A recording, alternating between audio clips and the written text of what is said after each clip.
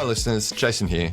On behalf of Flourish DX, I'm excited to announce that the premier conference for psychological health and safety, PHSCon, is returning to Sydney on the 8th and 9th of September 2026. This will be the third year of the conference, and each year we've worked hard to make it even better while holding on to the strong community feel that makes PHSCon different. This year, we'll be exploring 4 key themes shaping the future of psychosocial safety: consultation, collaboration, culture, and compliance, through our usual mix of live podcast recordings, fireside chats, practical sessions, and industry case studies. We're also thrilled to welcome Dr. Will Fleming and Professor Maureen Dollard in person for 2 special live recordings of the Psych Health and Safety podcast. If you joined us previously, you'll know tickets moved quickly, so avoid the FOMO and secure your place now at phscon.com. I can't wait to see many of our regular listeners there. Now, on to this episode. From Flourish DX, this is the Psych Health and Safety Podcast. With workplace mental health becoming a safety prerogative, this is the source of information on psychological injury prevention and health promotion. Hi, and welcome to the Psych Health and Safety Podcast. My name is Jason Van Schie, and I'm one of the hosts of the show. The aim of the podcast is to rapidly increase the knowledge and application of psychological health and safety in workplaces worldwide. To help with this, we have regular guests from around the world who are leading the way in this important area. But before I introduce our guest and topic for today, allow me to introduce my co-host, Joelle Mitchell.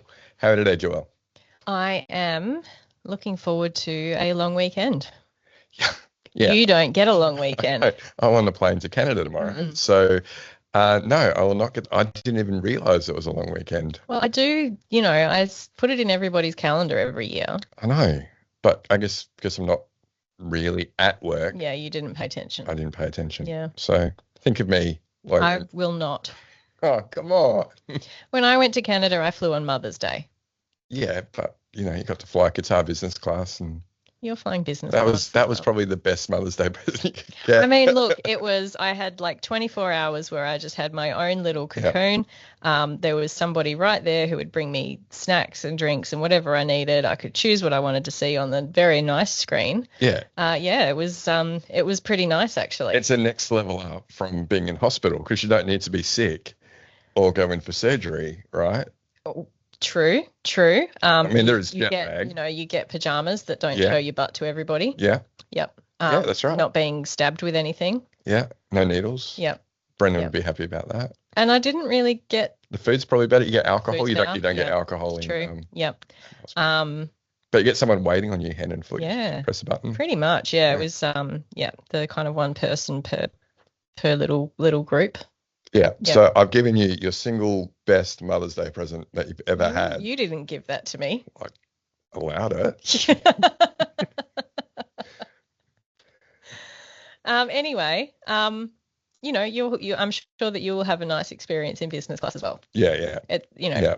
I feel like I'm a gift horse, and you're looking at me in the mouth. So. As my employer, where we have a transactional relationship. But that was kind of a nice thing that you got out of the transaction. That was a bit more than kind of like your standard. Yeah, I think REM that package. if you're claiming credit for that, I wouldn't go that far. No, that was client needs. Client paid for it all. I accepted the work from the client on your behalf. Mm-hmm. Sure. We travelled under their policy. I will grant you that. Okay. All right. Anyway, back to we should probably. Yeah. Long weekend. Hooray. Jason's going to Canada. Yeah. And we'll be doing a webinar together when I get back, talk about all the things that we learned. We will, yes. And you know what? That will happen in the past when this is actually published on this podcast. So forget about the timeline. Yeah. Yeah. Yeah. All right. Let's introduce our guest. Sure. He is a workplace health and safety, workers' compensation and injury manager with extensive expertise in workers' compensation and public liability schemes. He holds a master's in occupational health, safety and environment management, a graduate certificate in OHS management, and recognition as a Vincent Fairfax Fellow in Ethical Leadership. He is the workplace safety and risk principal at EML Group. Welcome to the podcast, Keith Govias. Thanks very much, guys. Lovely to be with you. And Keith, we've been connected for ages. I've known you for seems like quite a while. So I can't believe this is the first time you're on the podcast, but glad to finally have you on, mate. I had to pay my dues, I think, to get to this point. So I finally feel a recognition. Nice one. You've made it, Keith. You've made it. I have. Finally, I'm here.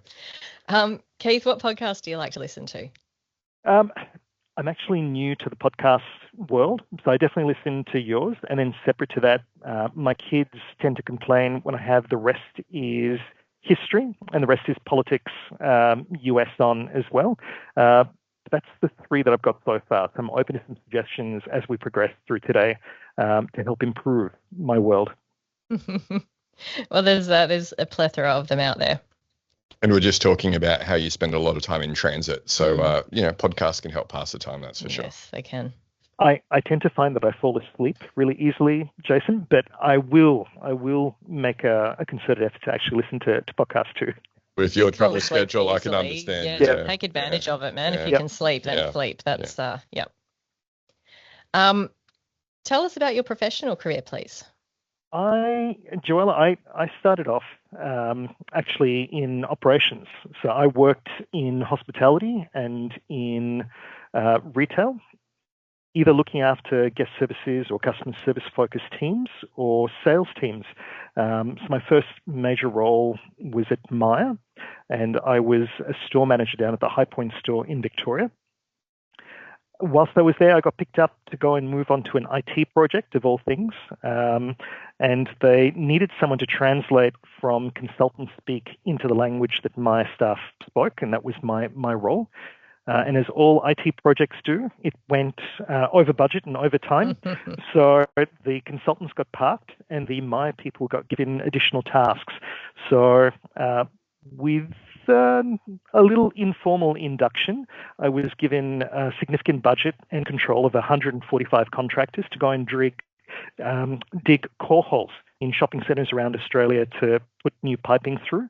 And the only thing I wasn't supposed to hit was sprinklers, electricity poles, and asbestos. And if I could do that, it was pretty much a successful project measure for me. Through the course of that project, I got into contact with safety. And we had a couple of beats along the way with me and the My Safety team, but I have to admit they were really supportive. And in actual fact, the GM of safety at the time, Anne-Marie Baldwin, reached out to me and said probably I was in the wrong job and I had a career in safety if I wanted it. So she funded for me to go back and do my grad dip in safety. From there, I spent another 15 years working in retail brands across Australia, looking after safety, public liability, product liability, 3 years in food manufacturing with Kraft and Cadbury. Then I got picked to lead risk consulting teams for an insurance broker called Gallagher. So I looked after the risk consulting division on the eastern side of the country in Australia and New Zealand before landing up at EML. So I've been a bit of a workman's journey to try and get here, but the benefit for me has really been experiencing operational line manager responsibilities in managing workers' compensation claims and managing workers, in addition to then consulting into businesses or being an internal resource, and now finally being on the insurance side of the fence as well. Along the way, I think I have to admit I've been really, really lucky. I chaired the Retailers Association Safety Working Group. I got a chance to work with a number of different regulators on policy advocacy and projects related to young worker mental health and manual handling. So it's given me a really broad appreciation for the number of different voices that are playing a part in managing safety across the country. So water, electricity, and asbestos. Yeah, no big deal, hey?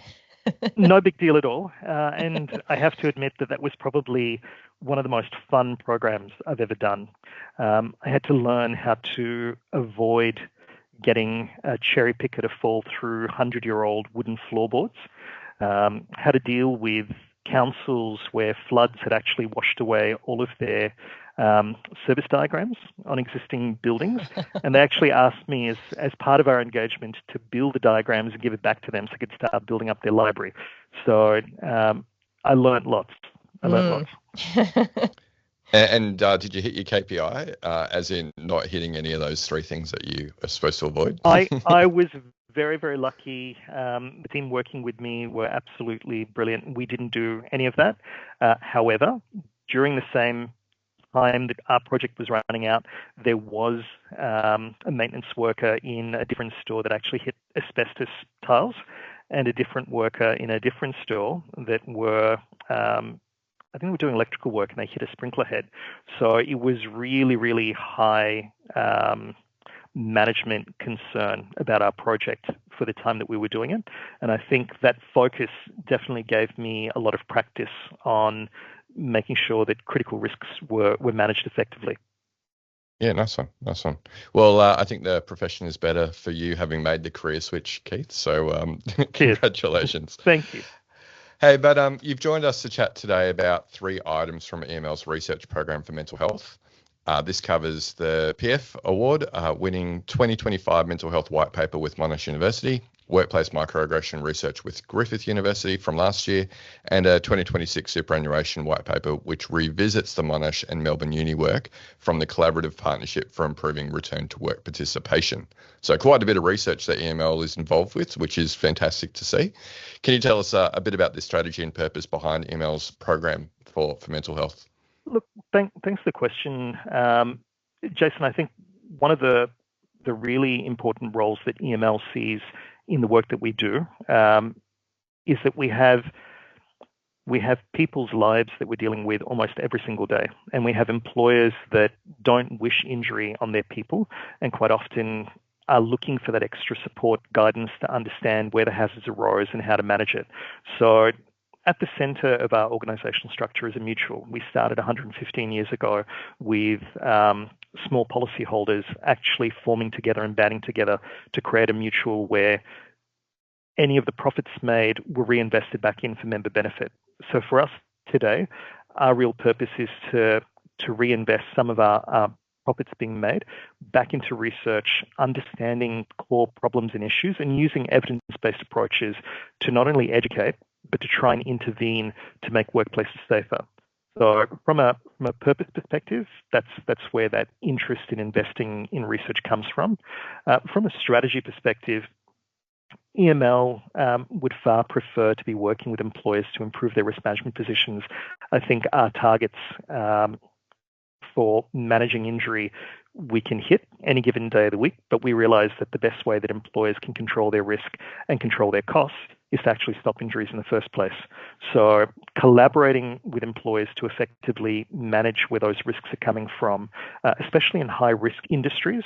So for us, probably the core ones that we seem to do a lot of research in include emergency services, aged care, health, construction, retail and hospitality. That's a major focus for us. And the type of work that we look at is in building relationships with academics to try and not just create another literature review, but to translate that research. How do we take the findings from the gaps that we're identifying and then create the tools and resources that employers need to enact meaningful change? So that's really the strategy that we're looking at the moment. And I'm very proud in the sort of 2 years that I've been here with some of the programs that we've been able to close off, but also kick off. And I think the 3 that you mentioned are definitely high up there in terms of the honour roll that I've been working on. Yeah, no, terrific and great to see the funding, like you say, from the mutual going into worthwhile causes to advance people's understanding of mental health in the workplace, and not just from a theoretical perspective, but an application. I am really interested in that. We've spoken to Angela Martin about this sort of thing before as well, the role of pracademics and, moving beyond stuff that sits behind a paywall in a peer-reviewed journal publication that only academics understand to something that is actually transferable into real-world workplaces. In your opinion, what makes for a good usable resource out of research like you've been doing with EML? Yeah, asking all the tough questions up front. I expect this at the back end. Look, I think definitely for me, the translation usually is most effective in an instructive guide. The guide actually helps you navigate the key findings of the research, the who, the why, the what's, but then it's followed up with here are actionable items that you can implement. So probably more recently, I've seen some great translated research work that includes case studies where the research actually applied in a practical context, and then that allows individuals to see the story or the vignette being played out and to actually appreciate how that would apply in their own world. I think Carla Kapanek here, the team at University of New South Wales, are doing a lot of that at the moment with the STA in terms of managing hazards in a retail context. And I sincerely hope that we start to see more of that type of case study visualization come through, because I think that helps people take it up faster. Yeah, I've had that perception myself that, yeah, if you can make it visible or like you could see it in your own workplace, that helps. And industry specific examples, for case studies are really great as well. One of the problems with workplace mental health research historically has been people have like, oh, that's a great idea, I'm going to implement it just like they talked about in the research in my own organisation, without understanding maybe some of the adaptations they need to make for their particular context. Correct. And it usually becomes the failure point that either creates poor organisational culture, or usually ends up with a person in a safety role where they had all of the best of intentions. If it doesn't succeed or doesn't succeed in a planned way, leadership support tends to die away, or the opportunity for ongoing funding to build on that falls away as well. So you only sometimes get one crack at it. So if you can do it well the first time, it really helps. Yeah, absolutely. All right, Keith, let's get into the detail of these papers, and we'll start with the Monash Mental Health White Paper. What were the key highlights out of this for you? Look, there were four core themes that really came through, but I guess the basis for the research paper itself was we felt that quite often employers tend to look at mental health and measure it through their workers' compensation data. So a lot of the conversations around mental health are stagnated around what are we doing to contribute to the risk, and how is anything else a contributing factor? And that sort of creates a mind block. And I think probably ever since COVID, there's been a larger mental health conversation occurring in the community, talking about the growing need for mental health, the blurring of lines between the job and the personal life starting, especially with the way that IT through mobile phones, email access is now starting to make work more accessible at all times of the day and night. So the question that we asked Monash to help us answer was, is there analysis of data that actually helps us to understand the trends for mental health that are compensable, but also the trends that are in data sets where people talk about their mental health, but related back to the workplace? So we were able to get Monash to review workers' compensation data from Safe Work Australia, and then to also look at data sets from the ABS, the Australian Bureau of Statistics, which is the National Health Survey, and via Melbourne University, the Household Income and Labour Dynamics Survey, the HILDA. What we learned through that, just in the year 2020-21, was that whilst there were 13,000 claims approved for mental health injuries nationally in that year, there were about 4.1 million Australian workers at home through the ABS that said they've been living with a mental ill health condition for 6 months or longer. So when you look at that conversion, it translates to about 0.33%. So part of reaching that understanding was to try and help employers and other stakeholders in Australia understand that whilst we have really been worried and in some cases demonizing the increasing cost and complexity of claims coming through the workers' compensation system, there's a broader public health issue that we need to deal with and address. And I think that's where we then start to pull that back in for employers to go, when you think about your worker, you can't think about them between the hours of 9 and 5 or when they start and end their shift. You really need to think about them as the whole person.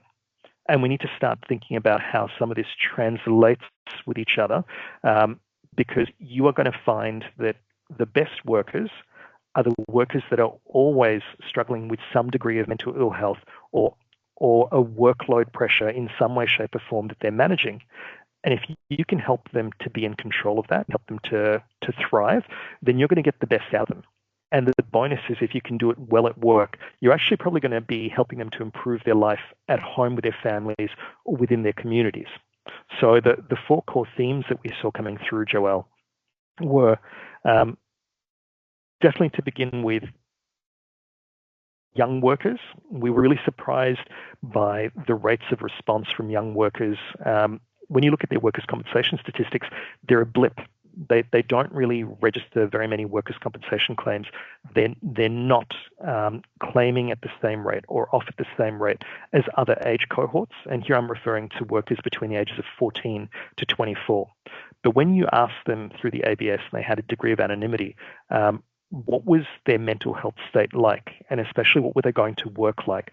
41% of workers aged between 14 to 24 said that they've been living with a mental ill health condition for 6 months or more. 1 in 5 of those said that they were living at high or very high psychological distress. And for those that are interested, they were using the Kessler K6 scale as part of that measurement. So we have a high degree of confidence that translates almost to a diagnosable mental health condition that individuals are dealing with. Now, there's a degree of understanding that those particular young workers tend to have low job quality for the most part. There's usually low job autonomy. There's a low variety of skills that are utilized. And quite often they struggle with concepts of organizational support, but they're also usually in vulnerable casual roles or gig workers to a certain extent. So that's where they might be facing pressure. There was a strong focus on gendered mental health trends that were coming through. By far, women carry the inordinate burden of mental ill health in our community. We saw them claiming at about 81% longer duration in terms of cumulative time loss when compared to men, and about 39% more claims lodged overall per 10,000 FTE. Now, this is explainable, I think, primarily because the women tend to be in more part-time and casual roles than men quite often. They also still, despite the efforts of community, tend to bear a large amount of the emotional burden and toll when it comes to caring for family, whether that be for children or for elders. And so we have to acknowledge that that is a large part of it. Besides which, we probably also have different health transitions when you think about going into menopause or needing to leave the workplace to have children and then come back in to what men are dealing with. Job quality indicators, I think, was a common trend across all of the findings that we had. And we noticed that most workers that were responding talked about some of the job quality indicators that they felt, especially with low job autonomy and low variety of skills, coming through quite frequently, normally around the 40% range in terms of the way that they were reporting. And finally, there were some industries that stood out head and shoulders above all the others in terms of where risk was concentrated. So 62% of all mental health claims nationally come from 3 industries. That is the public service and safety-related roles like the emergency services, healthcare, aged care, and community social assistance, and finally, education and training. Those 3 industries alone account for 62% of all mental health claims. There's daylight, then you've got the transport sector, and you've got hospitality and retail popping up shortly after them. What do we know about those roles? Predominantly, they're high emotional load. There's a large degree of external party-facing exposure or customer service-facing exposure. There's a high degree of exposure to trauma in some of those roles. And again, if you think about it from a gendered perspective, women make up a large proportion of the workforce, both in education and training and in the healthcare sector in particular. So we know that exposure is there to that extent. So I think it was a really interesting exercise to go through to be able to unpick some of that and to help some industries start to context where their risk was, because we were able to pick up trends that were unique to young and old, male to female. And part of our education campaign to employers was really about making sure that they, come back to Jason's point, understood the context of their organization and they were nuancing their strategy to resolve or to manage the risk by addressing that effectively.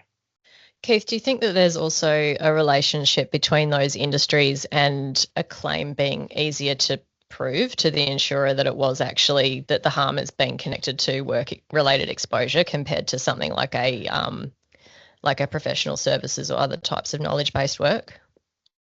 I'll probably agree with you to a certain extent, Joelle, that it is more understood when you look at the risks over time and that the types of trends of injuries that those roles have a higher exposure. I think you've got presumptive legislation for a range of different illnesses in emergency services in any case, and I think you would extend that through.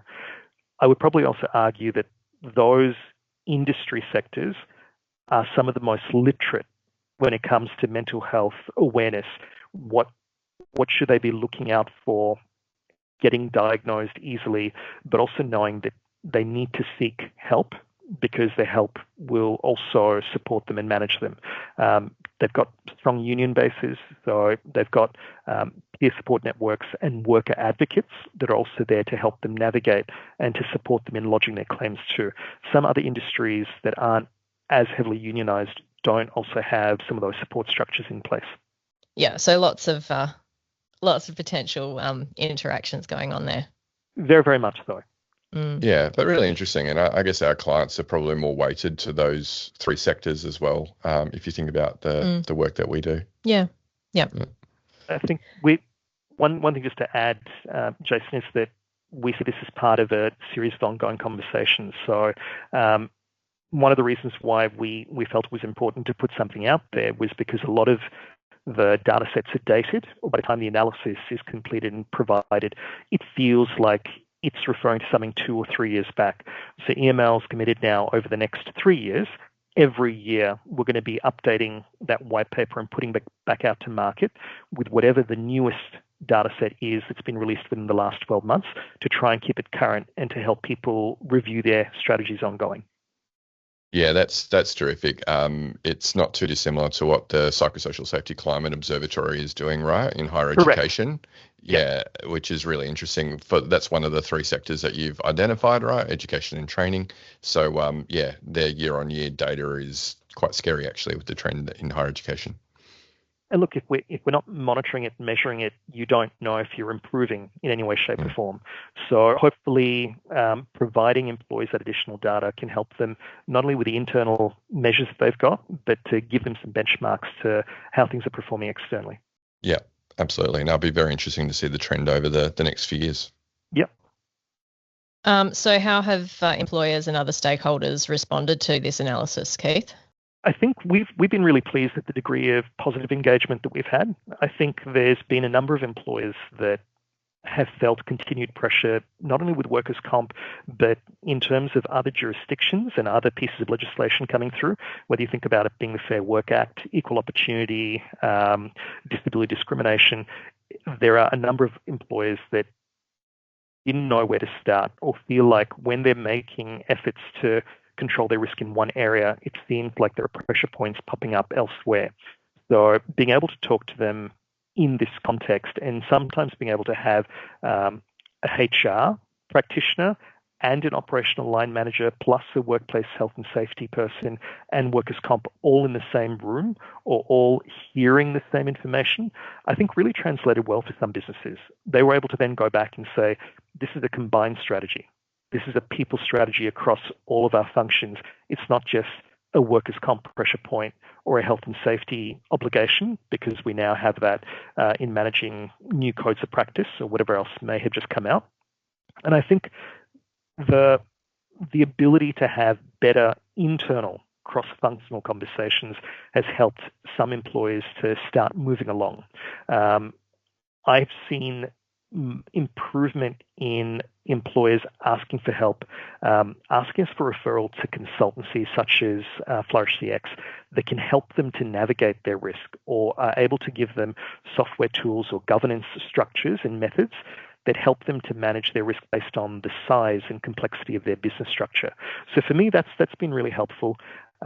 What was probably a surprise, but really rewarding, is the number of individuals working in allied health roles or in OC rehab roles that also attended some of our launch events or have downloaded the white paper and have provided us feedback afterwards that it's been really helpful for them. It's been helpful for them to think about where do they need to strategize their innovation efforts, or how can they use that data when they're communicating with employers to give them evidence base that reinforces why they're recommending a particular course of action, or why they are an industry that is at risk if they're trying to bring a worker back to work but don't have the support structures in place to help them out. So I've been really blessed to be able to travel around the country to hear some of those conversations and to engage with it. But I think those two groups, employers and definitely allied health professionals, receiving the information has been really, really rewarding. And every now and again, we also get a regulator that comes to talk to us about the data as well. And I think it's starting to help us build better engaged relationships with regulators about the data that we're seeing in terms of the workers' comp information we're receiving, in addition to some of this research. And they want to talk about how that ties back into their intervention strategies and their prevention strategies. So it's been really useful for helping us to build, I think, networks of interested parties that all want the same thing. So we just need to see that momentum start to shift the dial over the next couple of years. Yeah, good that the responses have been in the right direction. Yeah. So Keith, some schemes like Victoria, so that started in March 2024, and New South Wales in July of this year, have started to change their eligibility definitions for mental health injury claims. What can you tell us about these changes? I think that definitely in the case of Victoria, coming out of COVID, the government had very visibly had to put its hand into public coffers and to top up the scheme to keep it liquid. They felt that they needed to make some structural changes in order to ensure that the scheme was able to meet its debts for injured workers, but to be able to survive long term. And we see some of the same conversations happening in New South Wales currently now. But the changes that have come through really impact the way that the regulator is viewing and the state governments are viewing influences like interpersonal conflict or grievance management, what would be perceived as normal workload stress or stressors as part of work that would be expected with that type of work, and mainly minor aggressive interactions. So we're not talking about occupational violence and aggression or otherwise, but things that would fit into maybe verbal aggression in the workplace between peers. Those are now being removed as potential eligible workers' compensation claims, with a reference point in and an inference that they should be referred to the industrial relations regulator or be managed by the employer as an industrial relations matter. So in the case of Victoria, they made those changes in March 2024. The annual report from WorkSafe Victoria declared that by December of 2025, they had moved from being in the red to $500 million in surplus. So we know that these types of changes, especially where they're structural and really targeting a pressure point like mental health claims, which are causing complexity and cost to scheme, have the ability to really save some schemes a lot of money. But there are impacts. Those people are still in workplaces. There are still demands for employers to be able to manage that risk. In the past, it probably could have been managed with OC rehab or some other support through the workers' compensation process to help them navigate and find ways to deal with interpersonal conflict in the workplace, or to maybe support a worker in transitioning onwards. Where that doesn't exist anymore, the onus really falls in on the employers. And employers need to be aware of this. They need to be looking for ways to actively identify these types of concerns early and to look at alternative strategies to intervene, whether they be peer-to-peer support, whether it's about managers being trained early in how to identify and deal with conflict in the workplace, where we probably haven't looked at that as being a core training program for managers in the past. I think that's going to be possibly a way of the future. We need to start to consider that as an ongoing value add. to employers' continued professional development. Are your psychosocial safety investigations creating more harm than they prevent? When complaints involving bullying, sexual harassment, or other psychosocial hazards arise, poorly designed investigation processes can increase distress for complainants, respondents, and even investigators themselves. Do your processes leave people in limbo for months? Are HR and safety still running separate investigations that duplicate effort and increase the risk of re-traumatisation? And are you confident that your approach meets obligations under both WHS and industrial relations law?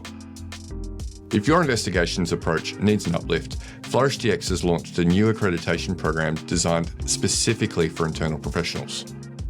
The Psychosocial Safety Investigation Method, or SIM, provides a practical, integrated framework for investigating psychosocial safety matters in a way that aligns HR and safety approaches while reducing the risk of further harm. You'll leave with practical tools, templates, and processes you can immediately take back into your organisation to strengthen your investigations capability. SIM is the new industry standard for psychosocial safety investigations. Register for an in-person or online accreditation course at flourishdx.com. It's so interesting what's happened with these schemes, right, on the back of this unsustainable increase, right, in psychological injury claims. I did my own analysis with the Safe Work Australia workers' compensation data that they had. And in the last reporting period, right, with the 17,000 claims, it's up about double over the last 10 years in terms of the number of claims, but the amount of time compensated off work has actually gone up 600% in the last 10 years. Because obviously that increased complexity of claims, right? Longer time to get back to work, as well as the frequency of claims, all combining together. Right, and another sort of measure that we're seeing is that we're seeing younger workers lodging mental health claims more frequently, and they're being off for longer periods as well. So what used to be viewed as maybe a mid-career to older career worker lodging and being off for a long period of time is actually now starting much earlier.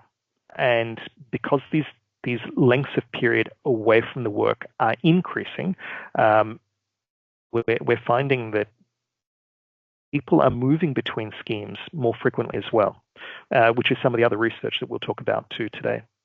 I'm interested in whether you've got any insights around what's happening internationally. Obviously in New Zealand, or maybe not obviously everyone, but New Zealand have a much stricter definition of what can be a compensable psychological injury claim, and I believe it's only PTSD really through trauma exposure that can be claimed for, whereas obviously we've got a much broader definition of psychological injury that is compensable in Australia. How does Australia rank, I guess, with the ease of which, or like the breadth of psychological injuries that can be compensated for? I'll have to put my hand on my heart and say that we haven't looked at specific research for that at the moment. I do note that Alex Colley and the team down at Monash actually have a global project that they're looking at currently, which is about benchmarking health and safety and workers' compensation metrics for all countries nationally. This is with the support of the ILO. So I think that you're probably going to find in the next 6 to 12 months we'll get some really good benchmarks showing through. From a just personal research perspective, I'd say that within Australia, one of the risks of not actually being harmonised and not having a consistent definition has been that we've consistently seen these pressure points build up, and then governments tinker with the definitions to be able to manage that financial risk by limiting the types of claims that can be accepted as compensable. I would think that the Canadians, some of the European countries are probably on par with us with the scope of our definition and what it is that we accept. And then there are other countries where it doesn't even rate a mention. It's not well picked up. What I will grant, though, is that Australia, more than a lot of other nations in the world, is actually continuing to invest in research to understand what the breadth of diagnosable conditions are and how they are influencing and evolving over time. In terms of the white paper with Monash that we looked at, nearly 23% of all conditions that people were reporting were anxiety related, and there was about another 14% of all conditions were depressive disorders. And then you had a whole flurry of other ones that fell in underneath that. So we know that those conditions, in terms of the broad spectrum, exist there, but we are seeing a narrowing of definitions in order for schemes to maintain financial stability. Yeah, and look, definitely from our own research, we found that higher psychosocial hazard exposure is more related to anxiety than it is depression. Yes. So it makes sense that would appear more in the compensation data. Yeah. The next question I had was, you're talking about how it's really the employer's responsibility to resource and manage interpersonal conflict. Does your Griffith University offer any insights into evidence-based risk controls for that? Yeah, look, I am really pleased to be able to work with the RISE Rehabilitation and Research Unit down at Griffith. One thing that we did have was some definitions that needed to be managed effectively. So I've written down some notes to make sure that I'm being honest to the academics here. We had workplace microaggression as a definition was a combination of behaviours. This included incivility, verbal abuse, microaggression that collectively erode trust, morale, and psych safety. So when they were looking at it, they said microaggression in the workplace, which are the small little, what we would almost deem insignificant events that occur, the rolling of the eyes, the passing of commentary, sometimes about how smart someone is. When you build that up over time, or where you have that related to an underlying bias, a stereotype, race, gender, ethnicity that play out there, that's where it really becomes quite impactful. So the research said that if we were trying to make a material difference here, one of the most important things is actually a zero tolerance policy. If workers coming in as part of their induction, and especially visibly in the workplace, saw that there was zero tolerance policies for workplace aggression, that seemed to help them to know what the benchmark was for what was an acceptable workplace culture, but also where they started to feel that they needed to call some of that behavior out, to actually point to the piece of paper that was up on the wall to go, hey, our workplace doesn't allow this. We actually shouldn't be engaging in this. I think you need to cut it out. So it helped some of the bystander effect to be overcome by actually just giving some individuals that policy that was visibly in the workplace.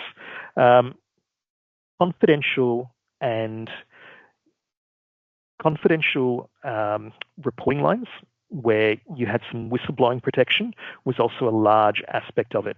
Sometimes when you use formal reporting mechanisms, people can feel like they don't want to report because they know, for example, that their line manager or their team might hear about it as part of an instant investigation. But being able to use an independent reporting line and investigation service gave people a large degree of comfort to make sure they're reporting and reporting early, which enabled the employer to actually make some difference. Training to address misconceptions, and this is particularly of importance where you have, if I think about my retail time, the idea the customer's always right. If the customer's allowed to abuse you, the customer's allowed to do particular things, because that's just part of the job. So effective training to help workers and supervisors to understand that none of that is part of the job, that having a respectful workplace is the only thing we should be expecting, and knowing how to report, knowing what support mechanisms are available to you as a worker, but also as an employer, knowing how to intervene appropriately and how to have trauma-informed conversations with individuals was all found to be evidence-based that really helped. And probably the last one was that you needed to train your managers, your line manager investment in training, especially when it came to identifying this risk early and being able to deal with conflict in the workplace as it was arising. And I come back here to the insidiousness of stereotype such as race, ethnicity, etc., playing a part. If managers know how to effectively address that early on, it stops it from bubbling over and then becoming a significant workplace event. Yeah, I think that's all really practical advice. So good to see that there's a lot of things that, companies could actually adopt from that research versus, just broad sweeping ideas. Correct. Yeah, no, great to see.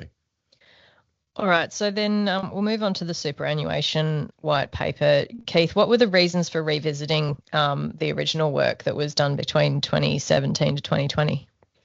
I think when COVID came in, one of the disrupting effects that it had was to actually stop that collaborative partnership where you had federal government departments looking at jobs and supporting workers, especially where they were maybe claiming on things like the disability support pension or job seeker.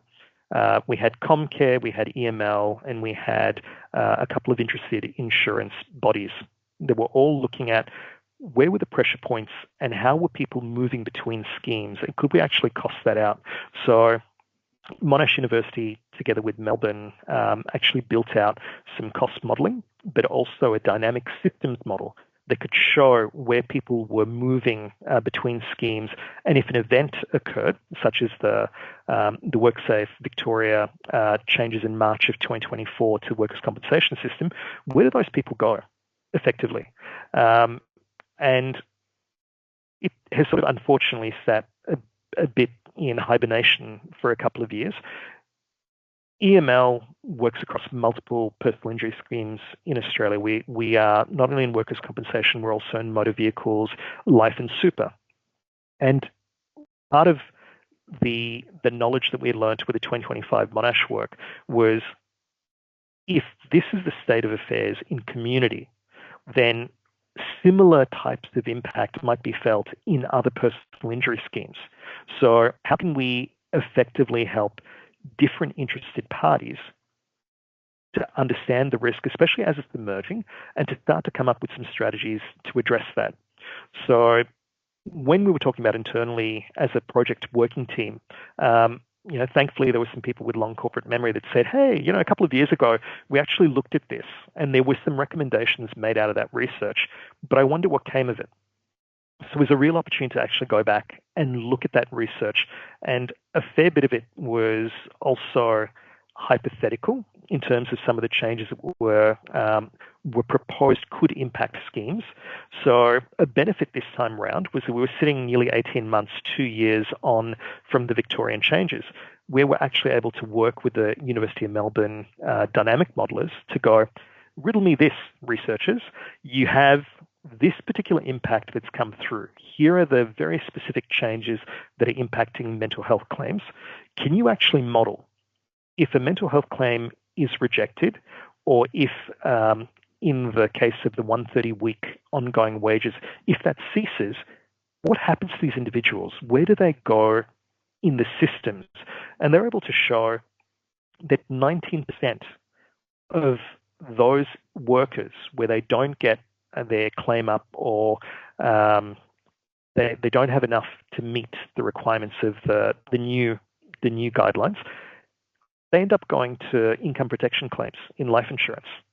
So that is a large part of our Superannuation White Paper, is to revisit the interconnectedness of these personal injury systems, and to talk about the fact that if there are structural changes upstream, so for example, the federal government makes changes to Centrelink, or they make changes to the job seeker provisions, individuals sometimes still need to seek some degree of relief. Where do they go? So we were really lucky to be partnered with researchers such as Alex Colley that have a wealth of experience around personal injury design and have a long history in terms of working to understand how those pressure points build up and navigate. So between him and Jason Thompson out at University of Melbourne, there was a real opportunity to unpack and understand that.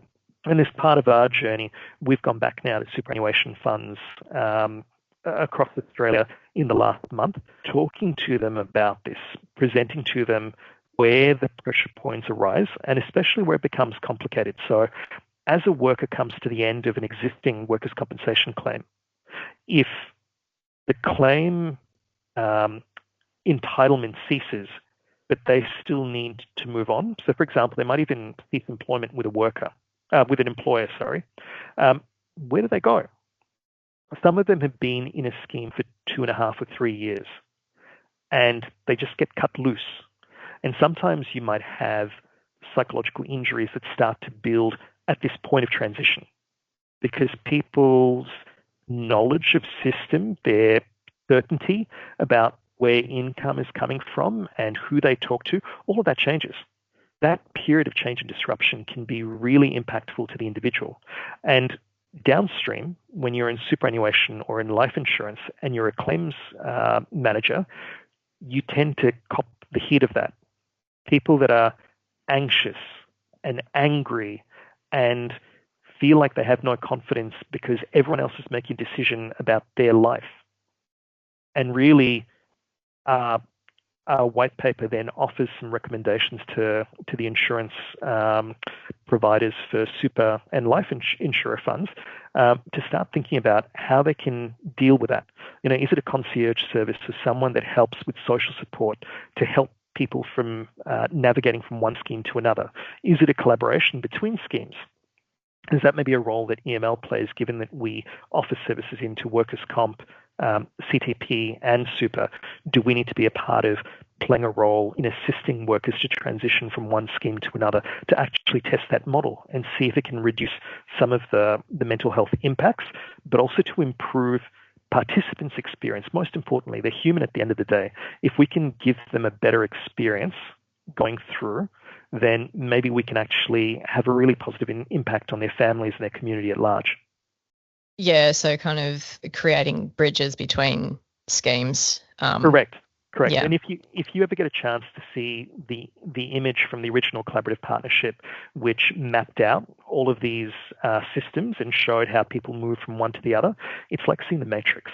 This is the most interconnected bowl of spaghetti I've ever seen. So do yourselves a favor. I might actually send you an image of it because it's an amazing thing to understand. And when you're trying to follow a strand all the way through and to know that that's one person's journey, the number of times it can be cut, snipped, tied up again can be really impactful. Yeah, and when we're dealing with people who are already unwell, for them to actually be able to navigate through that complexity and have the tenacity to continue, it's a big ask a lot of the time. Correct. I think a lot of us, especially when we're in the profession of supporting those that are on claim or supporting participants that might be in a non-work related scheme in trying to find work again and to sustain themselves at work, we actually don't always have the insight that this might be the most vulnerable time in a person's life. And it might be the very first time they're actually interacting with a large insurance program. And so navigating that, and especially if they come from a culturally and linguistically diverse background, or if they're almost at the end of their working career and have their life mapped out and this disrupts that, it can cause a lot of problems. And I don't think there's anything that you learn in school or university as a safety professional that helps you prepare for that. It's really about building that up over a number of claims interactions to have that understanding. So we hope that by providing this degree of information out into the open market, that will help some of those professions to learn and to see what they can do to improve outcomes for everyone. Yeah, it's important.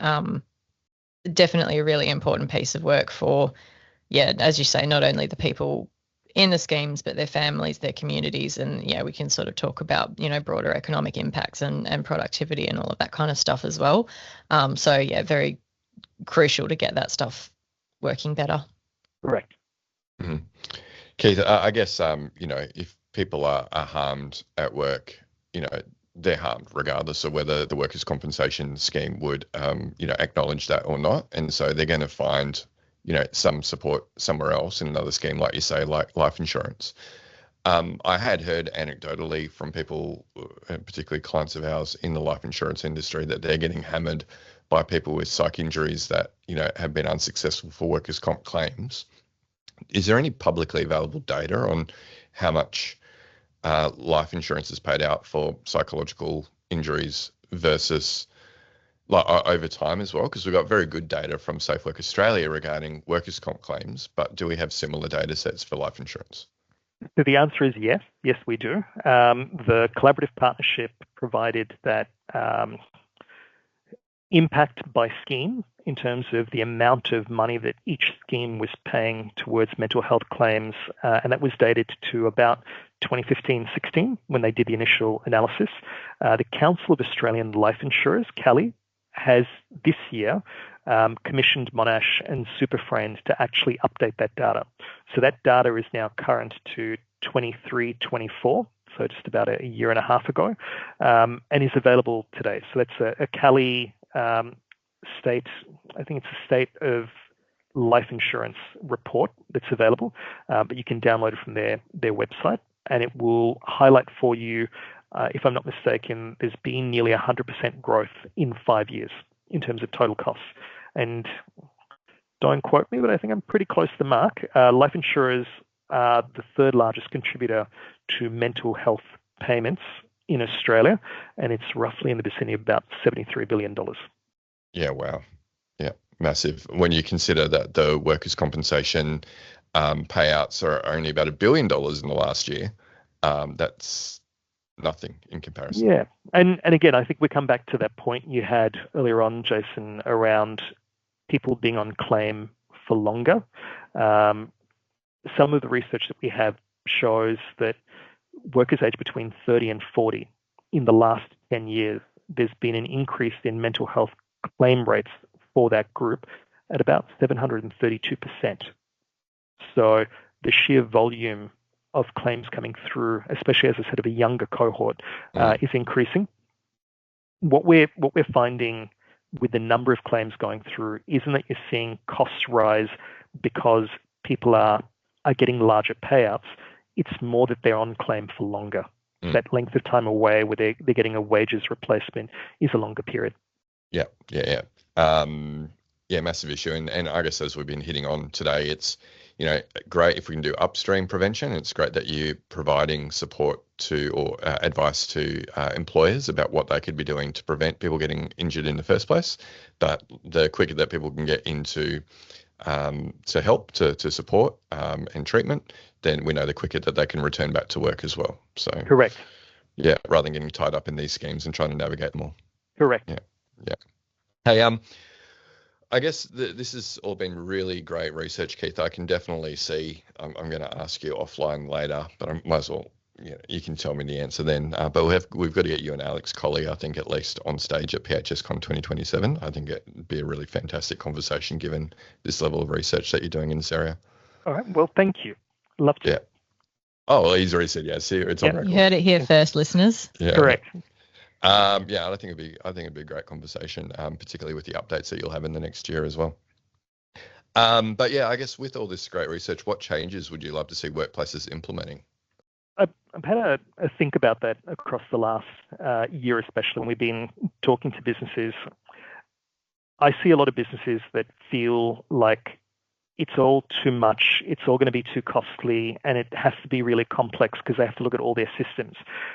If businesses started with one thing, and for me that's really if they can encourage their line managers to have good conversations with workers, especially around performance review time, to ask, do you have confidence that you've got the skills and training to complete the job that's expected of you? Do you have the resources, whether that be access to technology, the time, or other people to help you achieve what you're expected to? And what do you expect the business to provide you to help you not only with your work, but to feel like you are thriving generally? If we can have more businesses ask those questions, I think, one, it improves the conversation between line managers and workers. It might even give line managers more of an opportunity to identify that early risk that we were looking for through things like the Microaggression paper, because they're able to identify where people feel like they're not skilled or they're not dealing with conflict really, really well. And I think Sharon Parker and her team out at Curtin University at the Centre of Transformative Work Design, they call it job crafting. if we had more employers that were prepared to say, there is a way that we can navigate redesigning work, and we can actually empower workers, whether as singular or collective units, to be able to do that effectively, we will get good outcomes. I'm not sure if either of you have heard of a case study from the Netherlands called, I think it's called Buurtzorg. This is, so Buurtzorg started off as a small business providing nursing support. But what they did was, instead of actually having large back-of-house operations dealing with clinical governance and guidance, they brought everyone together and they said, we want to work differently. What we'd really like to do is to break up into teams of 12, and that's going to be based on a geographical location. And we would like you to agree on what you're going to do to meet KPIs, how you're going to manage the work, and how you manage escalation and anything new that comes through. But we're empowering you to do that as groups. So Buurtzorg today has more than, if I'm not mistaken, 15,000 nursing staff, and they've got 850 of these teams of 12 that go around and independently design and manage work. And they seem to have been growing effectively. They're now in 24 countries across Europe. But they are demonstrating, and there are others that are like them, that if we can get good job crafting models in place, and if we are able to instill employer-manager trust in how the workers can not only proactively engage, but not abuse that mechanism to get good outcomes, I think it's actually showing that we can do something different. So for me, Jason, that's probably what I would like to see a little bit more of, is the conversation occurring about jobs and job crafting, and then potentially employers willing to relinquish some of the power to enable workers to be a bit more innovative in how the work is delivered, and to see if that can help improve productivity. Yeah, terrific. And like you say, your research papers give a lot of insights for, I guess, things to think about. But then, yeah, if you can have those smaller teams craft work that is more suitable for their specific needs, then, even better. And we often talk about that, right? We talk about organizational level work design, then you got team level, and then individual level. Yeah. And that might differ, like you say, if you've got 850 odd groups of 12 people, how they manage things might be slightly different from group to group. Yep. Yeah. But something to really, think about. Yeah, great. So more broadly then, Keith, moving on just how you hope the research will impact work, what are your hopes for the future of workplace mental health? I would like to think that we will reach a point soon where there's a greater awareness of workplace mental health, and it's not a stream that's fought over. At the moment, there's still a large degree of conflict between HR professionals, health and safety professionals, and those in wellness roles as to who dominates in terms of strategy, data, or otherwise. I think my ambition for the way that mental health and workplace plays out into the future is that it's seen as part of everyday operations. When we look at new CapEx requests, when we're looking at changes on operating expenses to the number of workers that we want to budget for at the start of a financial year, we're actually asking the question, what is the mental health impact of this decision, of this resourcing? If we need to roll out a new project, let's not stop. But as part of it, we need to consider whether there are psychosocial hazards that have been created with the type of change and disruption that we're going through, the periods of time that we're allocating to achieve these goals, and how do we effectively manage that risk. I think there's so much in the way that employers are identifying and managing risk generally at an enterprise level that we do really well. But then when it comes to mental health, we go, it's a bridge too far. It's a bit too much. I think the evolution for us as risk managers and good governance from people that are in the C-suite leading businesses is to start to see, embrace, and to manage effectively the risk that comes with mental health hazards. Yeah, it's great to see. Well, I'd like to see that in the future too myself. But yep. We commonly get asked, does mental health performance, at a scheme level, for example, like with workers' compensation? Does it improve with regulations? Well, I don't think it's the regulations that make the difference. It's organisational behaviour that makes a difference, and leaders are a big part of that, adopting not just paper-based safety, but actually changing the way they operate in order to care for the mental health of their workers. So, yeah, look, I probably agree with you quite strongly there, Jason. I think if we look at something as simple as manual handling and body stressing, we've known for over 50, 60 years that it's had a significant impact. There have been regulations, there have been increasing focus projects, but we've never been able to break the back of it.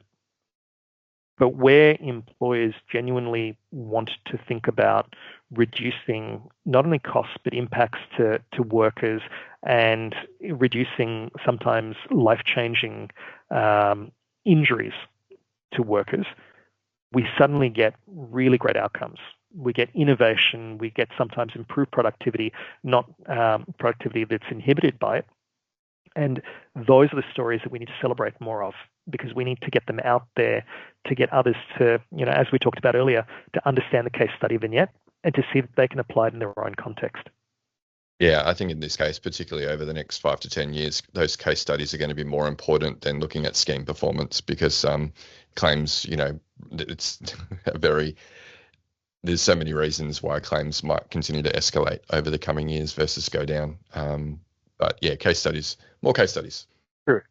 All right, Keith, last question for you today. What are your parting words of advice for listeners who want to work in psychological health and safety? Over my time, I've found that working in safety, and psych health and safety in particular, it can be really rewarding for the stories that you as a person may never get to hear.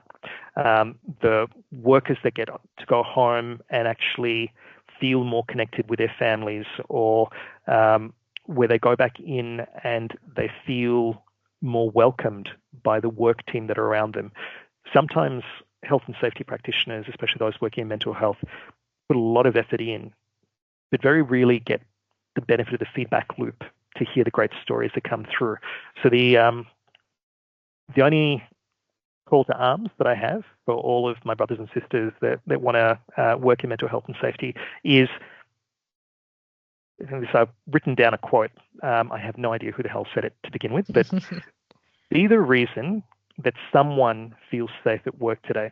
And I think that's probably the best call that I have for anyone wanting to work in the field, is that reward that someone felt safe at work gives you the warmest glow. It makes everything worthwhile. That was lovely, Keith. Thank you. Yes. We'll just say Keith Govias said it. Yeah. He said it today. Yeah. Mic drop. Keith, like I said, fantastic. It's not many people who I offer a slot on PHSCon during a podcast for. It's usually afterwards. So. I think it's the first time. The first time. So, but does that make Keith our first confirmed speaker for next year's conference? I think Mason first. Just okay. beat him by a day. Right. Yeah. Kept at the post. As I told you when I first started, Joelle, I've really had to work hard. So had to work hard to get on, and now had to work hard to be the number one. Okay, this is just keeping me going. Yeah. I mean, it was easier to get Adam Grant on than it was Keith on the podcast. So, yeah. But no, I think it's fascinating research. I mean, it's something I look at every year, the workers' comp data, and it's great to hear about the awesome research that EML is funding. And we'll definitely be linking to those research papers in the show notes. So for anyone who wants to read more, there's a plethora of information there, by the sounds of it, for you to go through. So thank you to EML and to Keith for all the great research and for sharing it on the podcast today.